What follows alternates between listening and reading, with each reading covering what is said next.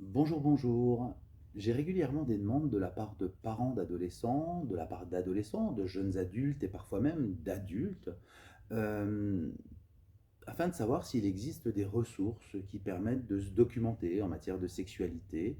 Parce que c'est vrai que ces sujets-là sont des sujets qui sont parfois peu abordés dans les familles, voire pas du tout.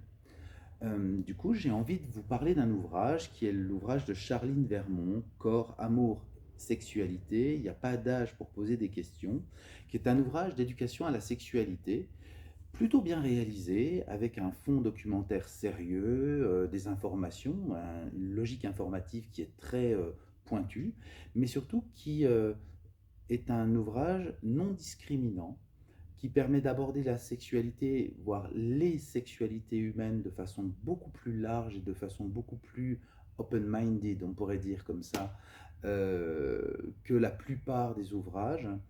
L'intérêt, c'est que cet ouvrage est illustré, que du coup, on y trouve une certaine ludicité, qu'il intègre pas mal d'éléments type flashcode, etc., qui permettent d'aller plus loin dans le travail que l'on réalise, dans les réflexions que l'on a. Et dans cet ouvrage-là, vous avez aussi et également tout un tas de choses qui traitent de la dimension relationnelle liée à la sexualité, la question du consentement, mais pas que, la question de comment on aborde les questions de sexualité à l'intérieur du couple, à l'intérieur des différentes relations d'affect, avec ses partenaires, avec ses divers partenaires, que l'on soit exclusif, non exclusif ou autre. Ça parle aussi de contraception, ça parle évidemment des questions d'IST, mais sans surreprésenter cette dimension-là par rapport aux autres dimensions de la sexualité.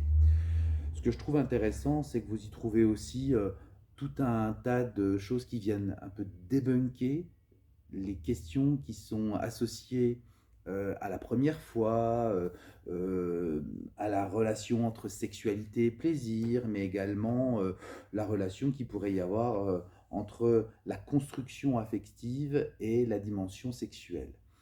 Je ne vais pas aller plus loin dans ce que j'ai à vous dire sur cet ouvrage-là qui se découvre. C'est assez passionnant à lire parce que du coup, ça vient poser plein de questions. C'est un ouvrage qui vient nous chercher aussi sur notre propre terrain personnel.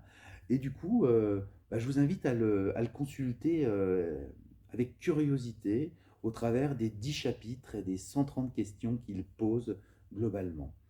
Je vous remontre ce livre, je vais vous donner toutes les références en lien avec le post de cette vidéo.